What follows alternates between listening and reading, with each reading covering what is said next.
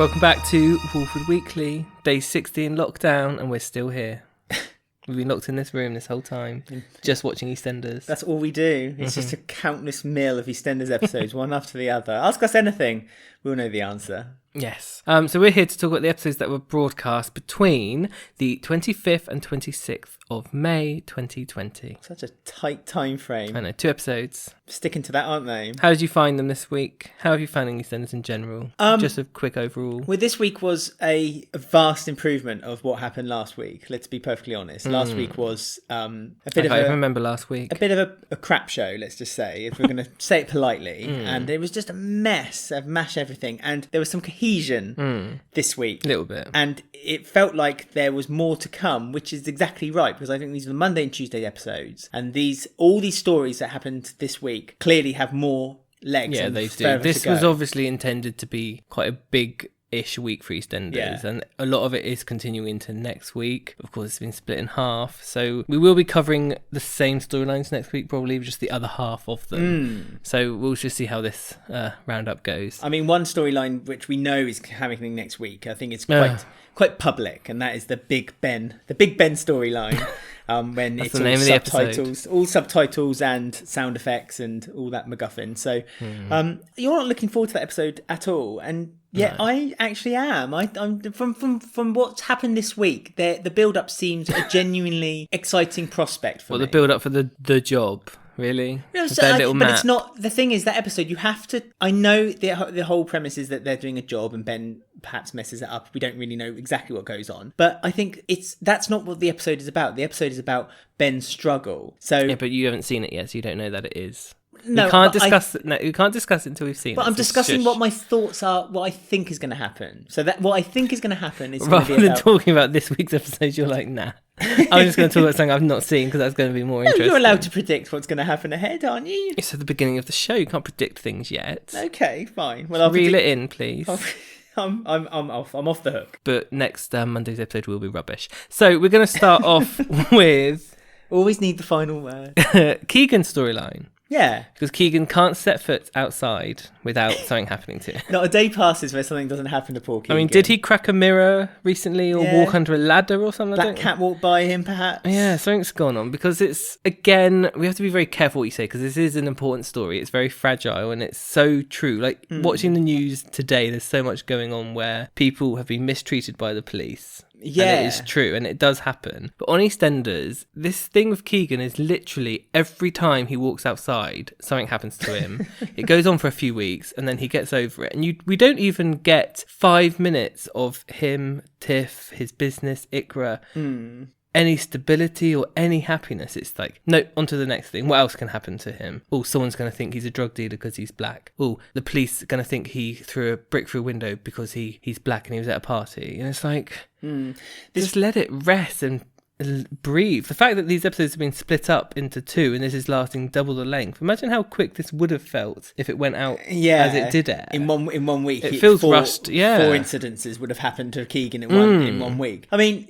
though, I think the relentlessness of his story is meant to make you feel like that Keegan just can't catch a break. And he even says that at the end of Tuesday's episode. He says to Karen, his mum, he says, nothing goes right for me. I what's the point? I might as well just give up. And you do feel for Keegan in a sense. I do, but because he has tried his best, and he's been almost encouraged by everyone to start his own business and do better. Wait. Right. He's tried his best. He had a go at the bank because they didn't give him a loan because his business plan was so good. Yet this week, Iqra says, oh, it's fine, we can get the van fixed on the insurance. Oh, no, I didn't do that. Didn't have time. It's like, well, Keegan, maybe your business plan wasn't that good at the bank, actually. I'm starting to think now. Well, I'm sure in his business plan it didn't say, I'm planning to save money by not buying insurance. He's obviously not that decent, is he? So I feel there is I think some of the blame could be shouldered by Iqra, because Iqra's meant to be this degree-laden business guru. So surely one of the things she should have dotted the I's, crossed the T's, she should have made sure there was an insurance policy. What is Iqra actually doing in this business? I think she just walks in every now and then and says shouts it. Yeah, says, you're not doing well enough, Keegan, make more money. It's just... Yeah, I don't think Iqra is fair to say. I mean, has she now washed her hands of the business now? Because from the what seems to have happened is that Keegan's basically said, "I to give up now. I'm not going to bother doing it anymore." And I know that they've done in the windscreen and they smacked in the side mirrors. Yeah, but should we talk about that? Because that guy thought he might want to sell drugs for him. But the guy was also a regular customer. Yeah. When he went up to the van, Keegan went, "All right, mate, I'll get you regular, shall I?" Was it plain ham with some lettuce? And the guy was like, "Yeah, cheers, mate. Oh, by the way, can I have some E?" And I know, it's funny. It's like they gave across that they'd know each other, they'd seen each other a lot, they've done business a lot, and then all of a sudden he's like, "Oh, are you a drug dealer as well, by the way?" It's like, what? Strange. And I don't know. I know it was you were inclined to believe that the reason why he thought he was a drug dealer was because of his skin colour. But he didn't actually say that out and out. It was just accused by Tiff, of all people, that was the reason why. And Tiff was the one who was very confrontational. Yeah, she was doing that because she's thinking, Keegan doesn't think I understand. He doesn't think I stand up for him. So I'm going to prove that I do, and I'm going to prove that I am. And she did it, and technically that kind of made Keegan look worse. But do you think Tiff? But do you also think that Tiff was a bit upset that she wasn't asked for drugs, because she was a former drug dealer? So she was a bit insulted. Keegan. Remember when he was doing drugs and Bailey caught him? So but he was taking drugs. He wasn't selling drugs. No, Tiff was selling it. So in fact, didn't Tiff sell it to Keegan? Oh yeah, possibly. I can't remember. That was dark days. But they've all been doing drugs. Now Dottie's doing drugs, and Vinny. I know. So it's all... It's all going on. No one's not high or drunk on Albert Square. But that scene when they all came back to attack the van. Yeah. Because Keegan said no to them, or because Tiff was kind of rude to them, I guess. I think, don't really know. Tiff had humiliated him, didn't he? And so he was like, right, I'm going to get my boys round and we're going to smash up the van. Well, that scene humiliated the director, whoever the director was, because what was going on? Well, because the crowd were watching and weren't participating. They were just all stood, and they weren't like scattered. They were stood in a dead straight, like a line, all the extras, and you could hear, "Hey, stop that. Yeah. You stop it now." And they were slightly shaking their fists, but they weren't moving. And it was like, sorry, what's going on? We're so used to classic EastEnders here now. That would have not flown back then on the market. They would have stuck up for each other. Someone would have ran in like Big Ron and tackled them, or at least tried to help. No one tried to do anything. I know. I must admit, I was a bit surprised. And it was strangely filmed as well. Yes, because it didn't sound like that the crowd was saying the things that you were hearing. As you said, it was like, stop that. That's mean.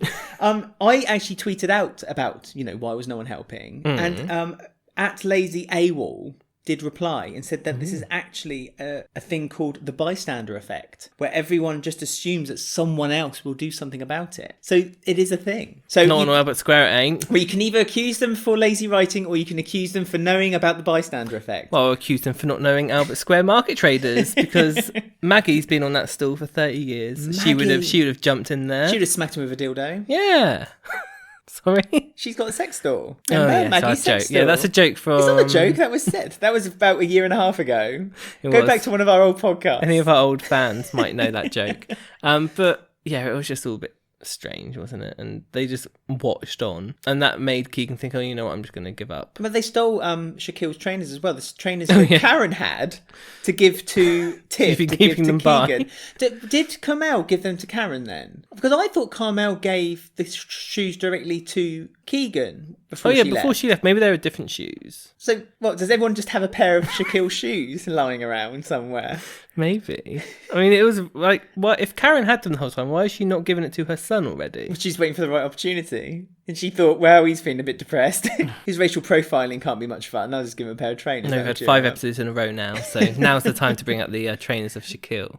But they got stolen because Keegan was just carrying them around all day while serving food. He was hiding. Hygiene level 1. Yeah, well, he sold all the food as well, but suspiciously had lots of sandwiches that were then spray painted by the group. Yes, it was all... It's just all over the place. I still feel that Keegan is being very rude to Tiff. Like, he is being really horrible to her. He is being pretty much pulled apart, though, by everyone on Albert Square. Why can't some of these things happen to some other characters? Why is it only Keegan? Like, why can't Isaac be walking around somewhere and someone accuse him or something? So maybe Keegan sees that and says, oh, it's not just me. And then they could have like a thing together where they... tackle it differently or something. I don't know. There was a thing though, that's the thing, and I think we said about it last week, that there was a thing between Keegan and Vinny. And that was like when it first started. Yeah, and so Vinny was able to sympathise with Keegan, which kind of gave the story a bit more of a outsider's view. they can't do that with Tiff because Tiff got bullied for having red hair. But it doesn't need to be Tiff. There's lots of characters. But why don't they stick with Vinny? It worked well. Vinny and Keegan were a good together. Well, because they've now well. got Vinny dealing drugs. Exactly. So they now made Vinny a stereotype. So this is just kind of going round in circles. Isaac, I'll hold out hope for the alcoholic teacher. The alcoholic teacher who wheezes himself in front of students. Denise is the one we need. Denise is the moral compass on this square. So yeah, that's that. I mean, there's more to come next week of Keegan's storyline, but I will not tease. We will just move on because she's back. Oh yeah. We didn't think we'd see her again until after lockdown, but she's appeared from Australia on the first scene of the week is our Sharon. And not on a Skype call. No, new tan, new fringe. She got a 2005 look back. She looked stunning. She looked great. She looked good for the rest. And the little chat with Michelle. I have got issues, obviously. You always have issues. My main problem is that her and Phil are just back together. And it's like, oh, that's all forgotten. Everything that happened a year ago up until this point was a I waste do of our feel time. like the past 2 years, all that character growth, all that development, 5 characters have left over this storyline. And they're just like... No, we're going to give it another go, actually. And it's like, it feels so easy. Like, we barely have seen her and Phil talk this out. And they're just back together. And it's like, well, why did you kill Dennis? What was the point? Legacy. This is just given nothing to anyone. And some people online are saying, oh no, Sharon's playing Phil. She's doing this big, long game. It's like, no, I really don't think she is. This is what I'm wondering, because it is... I mean, it's too easy, isn't it? Sharon and Phil having the Vic is, it's the easy solution, which... We've said in the past, but it's not a devastating solution. So for them to have the Vic, I'm not upset by it, but I'm not particularly excited by it either. There could have been other cast, even new cast members come in who could have taken over the Vic. We've talked about Ricky, it a lot. Yes, for example. We've talked about potential people. We've had Chrissy on the books. We've had everyone on the Carter's Children's on the book. Lots Cassie Carpenter. Cassie, yeah. Punk Mary at one point. There have been lots of people who would be more excited about having the Vic than Sharon and Phil. And as you say, it's an easy solution, but it's not one that upsets me. But I can't help but think there is more to it than what we're seeing. There's more. You than do meets hope the so. eye. I mean, there's this job they keep going on about, and feels like this one job is going to get us all the money we need to buy it. So obviously the job doesn't go well. So I'm assuming he doesn't get the money. Yeah, because they keep emphasising the fact that if I get this Vic, I can buy the Vic with the money we have. But if this job, this is going to be outright out now. And the thing that puzzled me was that Phil was quite open and honest that he was having. He said there was a job to Sharon. I think Sharon's not thick enough to know that a job means that it's going to be something criminal. And yet, whenever Sharon walked into the room, he kept folding up his map and putting it into his back pocket. As if that map was going to be the key to every single thing that he's planning to do. When he did that, I was like, Phil, you don't need to fold that map up, because anyone looking at that, it just looks like a load of random lines on a bit of paper. Like, no one's going to work Drawn by out. Bailey. I mean, that map is one drawing of a compass with a north symbol and a red X away from being a pirate's map. Yeah, really, pretty much. But I just don't buy it. It's all too nice and neat. That one part of me thinks this is EastEnders. There's no way. There's got to be twists and turns and reveals. But then there's a part of me that remembers the past few months of EastEnders, and I'm like, actually, are we just going to end up disappointed? And this is just what we're seeing is what it's going to be. You don't think it's going to be like when Phil did that job with Dennis, the adult Dennis. Dennis Rickman. Yeah, Dennis Rickman. That he gets locked into a room and he says, "Oh, pass me down the ladder, get me out," and then you just see Sharon looking over the hole and she just waves at him and then closes the door. No, the roof door, and he gets arrested and put into prison. Sharon's not going to get herself involved in the job. She's not going to get her hands dirty. No, she's got heels to wear and blow dries to keep up. But she's measuring up the Vic, and she's announced to Linda that maybe she made the wrong choice with giving up Caden. And Karen, which we all know, is leaving. Wink, wink. They didn't mention it for about 8 weeks. Now she is leaving, apparently. Which is, like, again, the most nothing story, because everyone in the world knows she's not leaving. So do you think that this is what's going to unravel Phil and Sharon? The fact that Sharon is going to want to have Caden? Because she's kind of... I think Phil is happy to buy the pub for Sharon and for them to restart. Because Caden's out of the picture. Because Caden is out of the picture. I mean, did you notice the line from Karen where she said, "He's the spit of my Keanu"? And then when she said that, I thought, nope, if they go and rewrite this, that Caden is actually Phil's. Yeah. It really is. The past 2 years was just so pointless. Like Mel dying, pointless. Mel versus Sharon, the whole feud, pointless. Louise leaving, Lisa leaving, Keanu attempting to get killed, the boat crash, Dennis dying. Ultimately, Dennis's death. Yep, Ian getting blackmailed. Everything would just be so pointless and ridiculous. Did you find he turns out to be Phil's child in the end? Did you find it interesting that Ian made a play at Sharon again this week? And Sharon, I don't know if Sharon recognised it, but she straight away said like, "Oh, I love you," long pause, as a friend.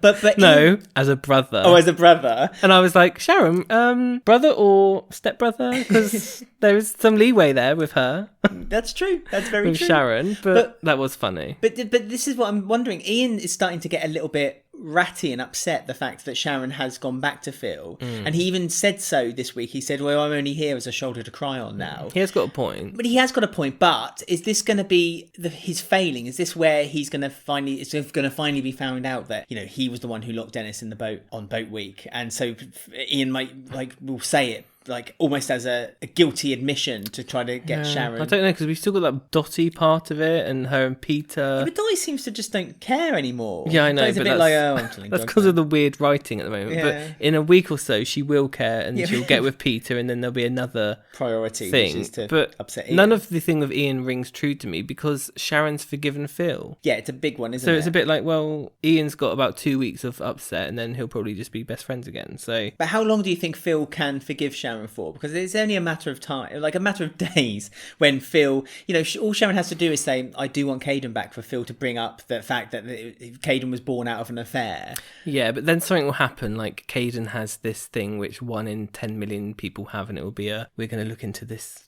It's a illness. gene that only the Mitchells have. And then they'll say, right, we need some DNA from the Taylors, and then it'll come out that it's actually a Mitchell, and then Phil, Sharon and Caden will be in the Vic, and it'll all be happy. And then it will all come out about Ian probably, and then Phil will put out a hit on Ian. Oh, How no. dare you? Well- Oh, don't worry, Sharon, I'll sort Ian for you. Oh, what? So she'll do it, and then Sharon will be upset because no, you can't do it. It'll be And Ben's just got his dad's love again, but then it's his half brother and his mum's son, so it's a conflict there. It's something ridiculous like that, which I'm predicting the most ridiculous things, but unfortunately these could be true. We should talk about Ben, because Ben is also part of this big heist. He's bought a gun. We don't know he's bought a gun. Oh, it until was a next thing. week. It was in a cloth, and it was in the shape of a gun. Spoilers, he has a gun. No, even if I didn't know the spoilers, I would know that was a gun, because it was it was wrapped up and it was a gun shape. A gun shape. It was. It could be a toy gun. An L. That guy might have been working as a courier for Toys R Us. Well, I hope it is a toy gun, because has Ben not learnt his lesson from guns on Boat Week? Ben always gets a gun, no matter what's stupid. happening. I'm sure, like, if on Callum and Ben's first date, Ben bought a gun for the occasion.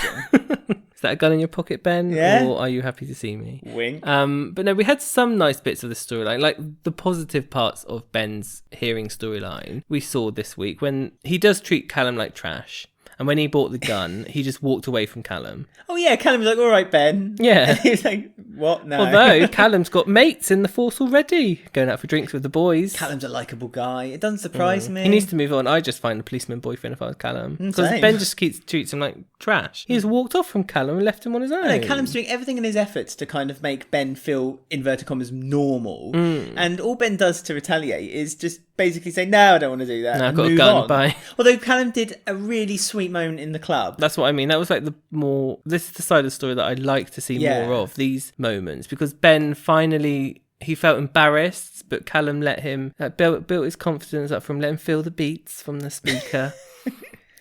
And Ben thought, okay, I will let my guard down, actually. I don't need to be this tough man. And he closed his eye and he almost hugged the speaker and he embraced the But music. then, the second he let his guard down and thought, I will be myself. And I won't put on this It was a lovely act. smile as well to Callum. Yeah, and then he looked over and saw those girls laughing at him. Yeah, the bitchy girls. And it was like, that kind of said to Ben, oh no, guard back up, actually. I've let myself go, and that happened straight away. So that was really sweet. But then we had them shouting and not breaking up, but arguing again in the middle of the street. They're so chaotic, aren't they? They really are. Just shouting. Yeah, but it's the same it's the same argument again. It's just that Ben, you can't love me. Yeah, you can't love me because I'm different, and we just won't work out. And in a few months' time, you won't want to be with someone who is this as much work as I am. I'm not the same person you fell in love with. Yeah, but that for the first time, that kind of did ring true because of what we saw in the club. It is a bit of a merry-go-round, isn't it? Because now we have the job. To the Albert. I know. It's his mum's club, so he'd probably get free drinks.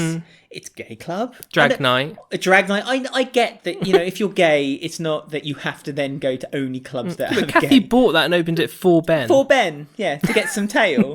I mean, Kathy was there for him to stop getting off the grinder, get off the grinder and start looking for some real men. I mean, even Tina's not been able to find a girlfriend there, so I don't know what's going on in this gay club. Well, it's the straightest gay club we know. They get the air hockey table and it gets dominated by all the men of the square. The only one that goes there is Ruby and her mate, probably, her blonde mate. They're the only ones that have fun there. Isn't Bernie old enough to go there now as well? Can't she go there with Tiff? Take Tiff's mind off Keegan. No, I miss Tiff and Bernie need to have a little friendship. chat actually about Keegan. That could work, but they've completely forgotten that. It could be on the premise that, maybe Tiff and Bernie are talking and then maybe finally Bernie might find some love. Bernie got one line this week. She did. That's progress. She took Habiba's place this week on the castle. I missed Habiba this week. So the next story, we just talked about it now, so we might as well talk about it, is Ruby, which... She's playing Max like a fool. It was. Like I loved every second of it because Same. I knew exactly what was happening. I knew what was coming. There's one person on our Facebook group who did not like what happened to Max and felt sorry for him. Really? There was. Nah.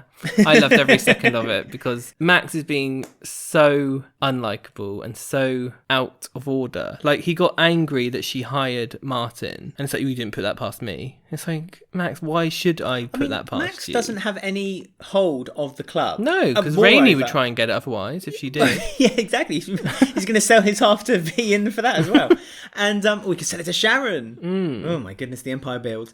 And also, he has no hold on Ruby. And I think this was the story for Ruby this week because Ruby kept repeatedly saying to Martin as well, we need to take the plunge. We need to stop treading water. We need to take the course and steer it on track. Lots of analogies based on water and boats. And so I think she's decided that she's not going to be told what to do by Max. Not that she really was anyway, but this was the final nail in the coffin. She was basically going to say to Max, you cannot control me. And technically, I have the power over you. You should be lucky to be with me. And to be fair to Ruby, he should be lucky to be with her because she is quite the catch. As much as we make fun of the way she drinks champagne, like a giraffe. Yeah, with her tongue.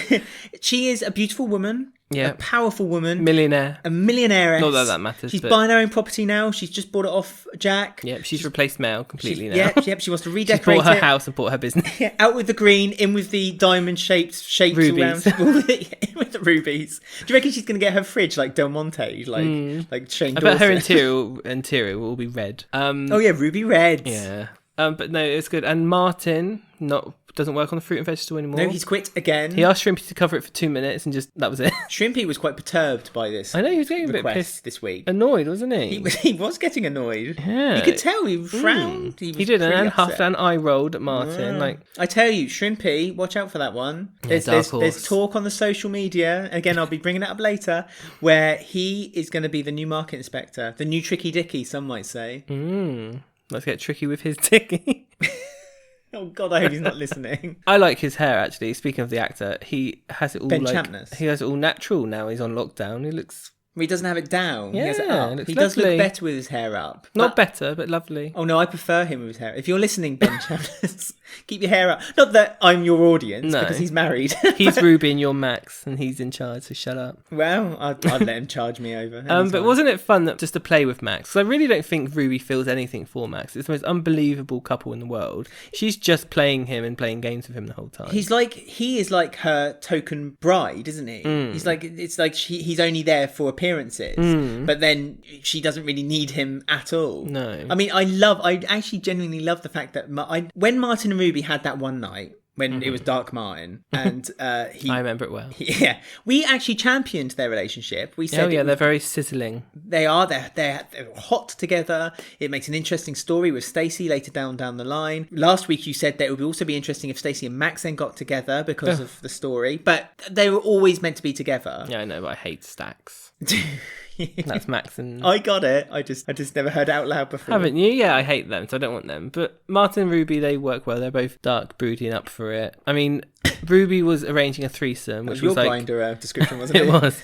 But her and Max arranging the threesome, just seeing that scene was so interesting. Because you never see stuff like that on a soap, ever. Like, not even on TV, you don't really see stuff like that. And it was so funny. And I knew from the get-go she was arranging a man. Oh, of course. Just to play with Max and see what his reaction But it was Max's posturing, wasn't it? And the way he kept telling people. Like, he had to tell so everyone. Cocky. Yeah. He told Jack, told Martin. Yeah. And he was literally, like, one gesture away from putting his finger between an O and his other hand and like winking at Jack in the minute mark.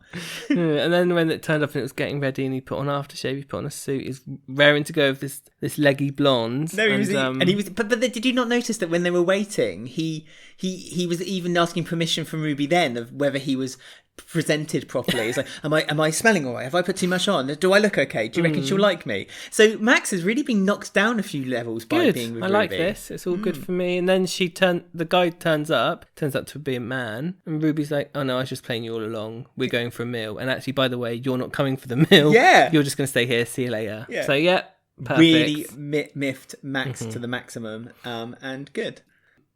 I mean, maybe Martin isn't the best head of security because Dottie and Vinny were dealing... I keep saying drugs. Is it a drug? It's canisters, It's not really a drug, but... Is it oxygen or something? Yeah, it's is it helium? Something like that. Laughing gas is what it is. Oh, that's right, laughing gas. Because I said it was something they used to do in like the early 2010s and footballers got in trouble for it. It's really weird. EastEnders are now catching But Martin didn't catch him, the head of security. He just let it happen, but Max caught on and told them to sling their rook.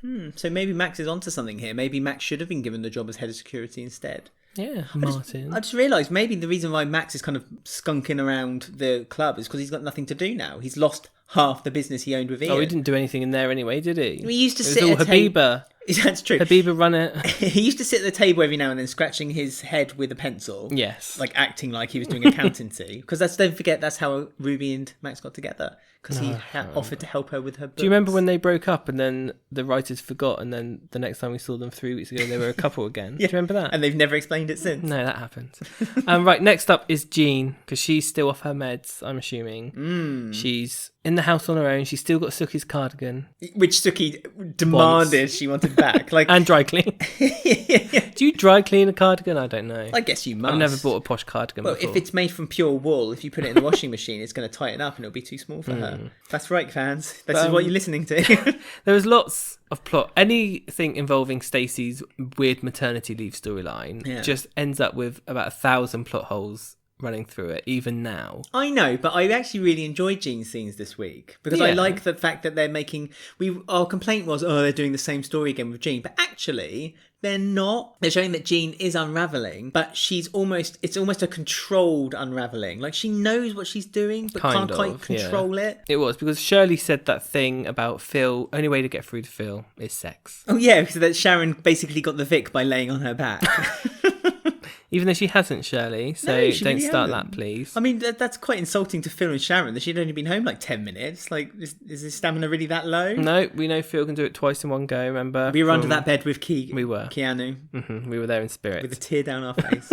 So Jean sort of takes that literally and thinks, right, I'm going to offer sex with Phil, so he lets Stacey come home. And this is where the confusion begins, because we have been trying to work it out. You said you think he knows about Stacey. Yeah, well, I thought he did. But lots of people say he doesn't, and that's why she's not allowed to come home. I thought that the deal was broken when Kat gave the money back to Phil, that they agreed... The truth. She told the truth. Well, someone said, I've asked, and someone said apparently Kat covered for Stacey and said it was her to Phil, but as repayment gave him the money back. But that doesn't really make sense either. As you say, then that wouldn't explain why Jean would then go to Phil, offer herself in order to let Stacey come back. It's really weird. And then we've got the weird plot of Jean keeps phoning Stacey to know that she's okay, but Stacey doesn't answer, but then Kush phones her once and then she answers and asks how her mum is. Well, no, Stacey phoned Kush back. That's what I mean. And then says, how's mum? It's like, what? Why have you not phoned Have you Jean? checked your voicemail? It doesn't make any sense. And it's weird, isn't it? Because when Jean last went a bit AWOL to the caravan park, Smoky Jean, some might call her, Stacey was Raynetta, whatever her name was. Yeah. No, Wait. Penelope something. She had a fake name, didn't she? Oh yeah, it was Penelope. Something like that. Stacey was desperate to find her. Mm. So surely, if she's getting these mad calls again from Jean, Stacey's instinct would be to do the same again. Not necessarily come back, but to call her, to comfort her, have a Skype call. Obviously, if this was airing as it was, I'm guessing we were on the verge of Lacey Stacey's Turner's return. But it still doesn't, because I said like, well, why did Stacey not just ring Jean? She's had loads of missed calls. And someone was like, well, Jean's not in the right mind. Maybe she's not actually phoning Stacey.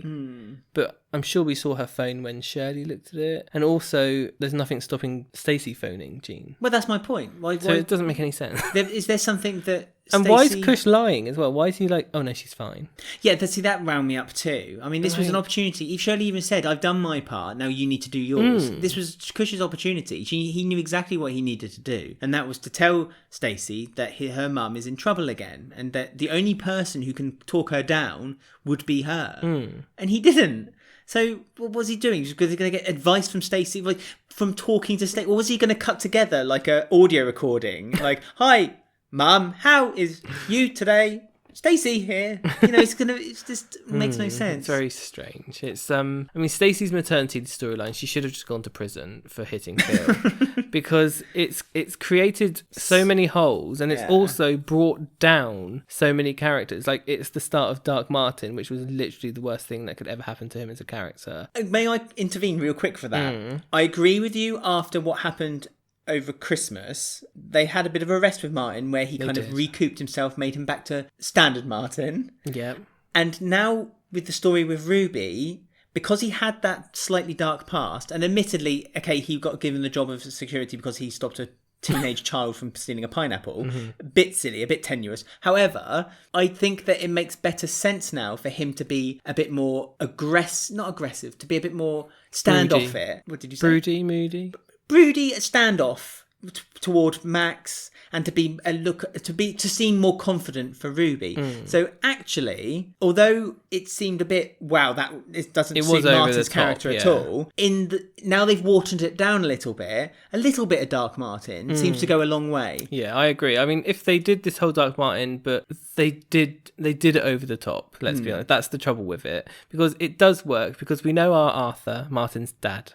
Oh, I love Arthur. He spent his life being looked on as, that's just Arthur. He's not important. He's just lovable Arthur. And Martin was the same. Yeah. And it's nice that Martin did the same as Arthur, and he thought, no, I'm not a pushover. And that part of Dark Martin would have worked really well. I can't believe I keep saying Dark Martin, as it's a psychological state. But that, if they did Dark Martin like that and not so over the top, it would have been really nice, and it would have been a little nod to how he's like his dad, and how he's trod over, and how all the Slater women just trod over him, and it would have worked well now, but they just way overdid it. That's the trouble. They did, but it works now. Now it works because it's been reined in. But that doesn't mean we have to forget the band. No, 6 months I get that, but to get that, you can't have a rainbow without the rain, as Dolly Parton would say. And in order to get it's laden with euphemisms. In order to get the Martin that we're actually appreciating now, and a Martin that you could actually see as a character, I think they needed to do that Dark Martin character. If he became the character he is now from just being lovable Martin, the market stall salesman, then it wouldn't make sense for me. That's right. But we're not talking about if Martin was a recipe. Right. Dark Martin was the recipe. They've done too much salt and pepper. All right. He wouldn't be a sausage surprise. No. If they just sprinkled a bit of salt and pepper onto it, the Dark Martin salt and pepper, it would have been perfect. But they just overloaded it, and now the taste buds are spoiled. So anyway, that's what I've got to say. Big Mo also acting surprised was interesting with she saw the bedroom with all Daniel's clothes laid out as if he's laying on the bed. Yeah, as a human. And then the fact that Mo kind of walked in and went, oh, and then ran upstairs, got the uniform, said, I'm leaving, and went. Yeah, interesting. I mean, the perfect opportunity to perhaps mention it was while they were in the house, because they had to break into them. Not break in, but they had to use Karit's and Suki to get in. And Suki was only there for the morbid obscenity, the morbid observations of what she can see, like almost like seeing a freak show at the circus, wasn't it? That's why Suki decided she needed to come into the house. I think the writers did a bit dirty on like the mental health support team, because they showed like a 10-second clip of Kush phoning them, and they were like, is she a danger to health? No. okay, there's nothing we can do. And it was like, really? Like, they were at the hospital just last week and they said, anything happens, just let us know. Yeah, the hospital that told And they've got them. a record of what's just happened. Yeah. So that was just more plot holes. But we're moving on, so there's no more time for plot holes. To Tina. That's right. Tina. She's got a storyline. She has. One storyline of the year. Just like Jay had last year with that weird funeral. We've got the Tina one. One year, Tina and Jay will share a storyline. Just to save space. Half the budget. Everyone's moving out of the Vic, the Carters. We saw Mick have a stool, which I'm hoping isn't a little inclination that that's going to be Mick's job. I mean, there is a space now there, isn't there? Because Whitney's not got her stool. Also, Hasn't she? Well, she's not on her stool. You don't see her ever on the she didn't stool. do anything, does she? But also, Leo's stool. Leo's stool is no longer there, so there is room. And don't forget, that's where Alfie Moon ended up after he left the pub. Him and Kat. He had a market night and day, or Moon Store, whatever it's called. So I fear, with genuine fear, that is going to be. We wondered what was going to be Mick's job when he left. I know, but that's so market rubbish. stall. It's rubbish and also predictable. It's exactly. Which makes me wonder if Sharon and Phil are going to get in that bit, because that's predictable too. But yeah, what's he going to sell? Is he just going to sell knickknacks like Rachel Kaminsky? Yeah, maybe. He'll just disappear in 6 months then, like her. At the moment, he's selling... Well, also, if he can get a licence from Shrimpy the Market Inspector. He has to be nice. Can't watch his stall. He's selling the stuff that basically they're throwing out from... Because they've accumulated a lot of stuff living in the Vic for almost 10 Apparently, years. they found stuff of Peg... They said it was Peggy's, but it turned out to be Tina's stuff. Oh, yeah. Which is a weird mix-up, seeing as Peggy's stuff went up in flames before she left. Peggy had nothing left in that Vic. So to presume that was Peggy's stuff is a bit strange, isn't it? Really odd. I would have rather they... Plus, they never really met Peggy, apart from that one scene which needs to be deleted from history. Oh, yeah, when she walked in and Mick was like, get out of my pub. And she went, oh, be careful, that sticks. And then and that was it. Yeah. So they never even knew who Peggy was. Well, Shirley did, and Shirley was the one who found the coat, I guess. So that made a degree of sense. Linda had one scene of her when Peggy was dying. She went out back, talked to Linda, and went home, didn't she? That's true. But that still doesn't make them think there'd be Peggy's stuff in there. No, I was scanning Mick's stall, and I was hoping for a little Easter egg from EastEnders. I didn't spot it, but anyone please get in touch with us on our social media if I was wrong not to spot it. But I was looking for a Aunt Babe trifle bowl. Oh yeah, she would have took that. Mine. No, I don't think she did she? Got chucked out the window. Smashed on her head. No, I was hoping that there'd be a large bowl there, and I thought that would have been a nice little nod to... That would have, and Tina could have been like, why have you sold Aunt Babe? Because she likes Aunt Babe still. She does. Like us. She's a stan. Yeah, and to make us know that it was Aunt Babe's trifle bowl, they could just put a little box of Bird's custard mix in there, so we could have known that was Aunt Babe's trifle bowl. I mean, we haven't talked about Tina yet and Tina's storyline, but that's how it began. But that's how things happened. Because they sold a coat to a drag queen, and then we went to the drag night, and Mick said something to Tina like, oh, have you found a place to live? Here's some money to get a deposit. Yeah, because she thought she was going to be living with them at 40. She thought, no, I'm still living with my brother Mick and Linda and Shirley, but apparently they've got plans to have their own place, and they just expected Tina to get on with it. And that coat turned out to be Tina's, so they've been selling Tina's stuff without even knowing. Thinking it was Peggy's stuff, which is very odd, because Peggy's style and Tina's style is very different. Tina wears like licorice all sorts necklaces. I was going to say, yeah, I've never seen Peggy dungarees. wear licorice all sorts flipping wristband. Yeah, and dungarees, and Tina does, so that was all weird. But Tina got a bit upset with that. But Tina's pretending like she's a grown up and that she's got a place to stay, but she obviously hasn't. And she's just storming around like eating crisps in front of them, trying to get attention. Oh yeah, it's like a petulant child. So she wants people to feel sorry for her, gets upset when people feel sorry for her, says, I'm an adult, I can sort out my own life. But I think this is leading to perhaps maybe Tina's homeless story. I was just about to say that would be ridiculous. And she's too proud to say, so she ends up sleeping in the cafe or something. Well, I'm wondering, is there any houses which are like squats on the square? All right, 1993. Well, how are you? We do know that they like to delve back into the early 90s. They've pretty much stolen quite a few stories from that era, as true. We now know. Then forgetting that the Drama Channel are actually broadcasting all of them as we speak. And there's been lots of copies and repeats from like stories that they've already trenched. Well, Sharon Gate being quite a big one, which they did with Keanu and Sharon. But I mean, will they give Tina a story? I mean, if it gives her a story, I'm here for it. There's such a waste with that actress. She is a great actress. She could do so much. And again, they don't seem to focus on an LGBT story unless it's Ballum. Yeah, which is fine. I know, because we always get little scenes of just Callum walking in, kissing him on the neck, and then walking off. We don't ever see Ash walking by Iqra or anything like that. Well, they had that quite steamy scene about 3 weeks ago. But that was one scene in like 2 years. And it felt like it was to appease an audience almost. It wasn't more. It didn't feel very natural. I mean, why can't Iqra... Or even during the drag night, have Iqra and Ash there. Yeah, like talking to Tina. Yeah, or anything. And have Bernie walk in. Why do they forget that Bernie's gay? I'm worried that this is going to turn out that Bernie's going to be like, oh, it's just a phase.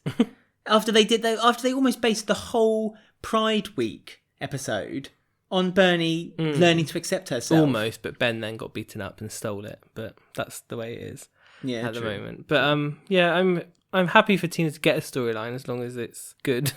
Meaty enough. I would love Tosh to come back. More into her life. Yeah. She did mention Tosh last week. She did. Bring back Tosh. Yeah. I mean, they have asked her to come back in the past because of our exclusive interview we had. If you want to hear it, it's on our somewhere. YouTube channel. It's there. And she said they asked her to come back and they had planned like a 2-3 week storyline, but then something happened and then something changed and they couldn't do Something it. in the real world happened and they had to cancel it. Yeah. So, there's always possibility. I mean, there was such a good story that they showed domestic abuse in a homosexual scenario. Obviously, I guess they're already doing a domestic abuse story already, so perhaps Tosh wouldn't be a very good fit. But there can be more than one gay relationship happening on the square, or two. Actually, I'm sorry, there is two. There's Ash but one's off screen, one's on screen. That's one's on screen all the time, and one we just get reminded happens now and then with the odd kiss and steamy scene here and there. I don't know. I just think that that actress has so much she could do, and they're just missing an opportunity with Tina. They are. I mean, I was under the impression they were going to kill Tina on the boat. I'm still under that should have happened because they don't use her. No, and I that would agree. have still got the Carters out of the Vic because Linda would feel guilty that her drinking may have led to Tina's death or whatever. That would have been way better. But no, it didn't happen, so we can't change it unless we wake up from the shower after lockdown and we have a bit of a soft reset. Who knows? Can you imagine if they did that? They basically started again from February. Yeah, Dennis like walks into the bedroom. He's like, "Mum, wake up!" We're like, "What?" I'd accept it. And then Pat turns up, and it's icing on the cake. Yeah, and you just see Peggy do a Skype call. Everyone of importance who died. You could even have Dirty Den, like just the voice of Dirty Den. Ben phones Ronnie for a dodgy deal. A dodgy kebab. Right, that's the week finished, believe it or not. So we're going to go on to all of your guys' comments and your thoughts on the week.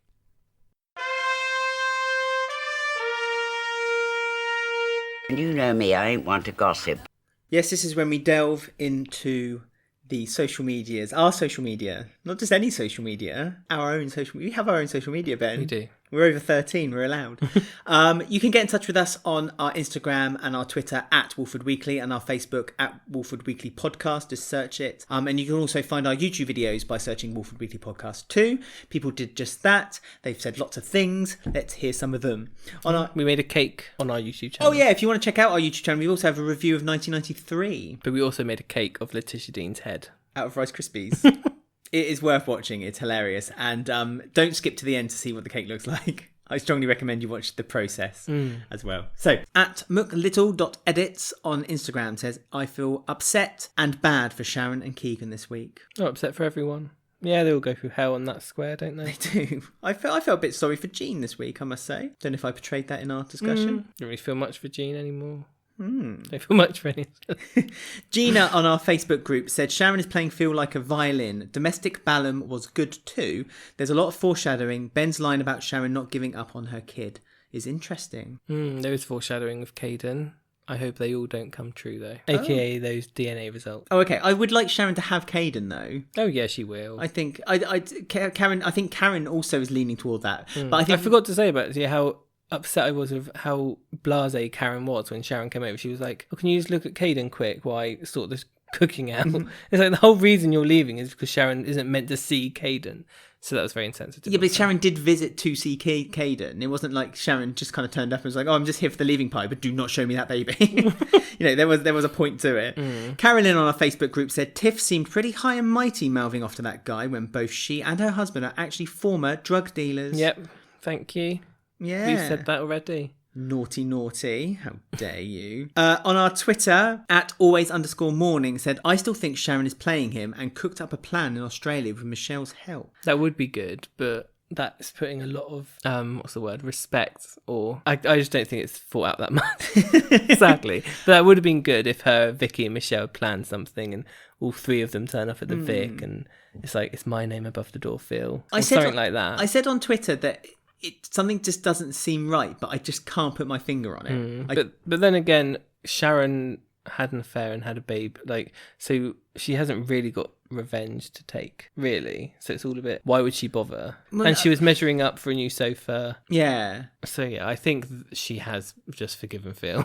But what Unfortunately. I mean is, it feels strange, is that I feel like the writers are making us think that it's going to be Sharon and Phil who moves into the pub, but it's not going to be Sharon and Phil who moves into the pub. I don't know if it's going to be related to a story, though, between Sharon and Phil. Let's see what happens on this job. Of course we are. At Northbound24 on Twitter said, we've had strange developments, but the new dynamic between the two, Sharon and Phil, will be interesting knowing the history. Or do people want brand new characters to take over? This is the Vic again. I'm not discussing the Vic again. I've No? discussed it about 1,000 times. The more I discuss it, the more ridiculous my theories get.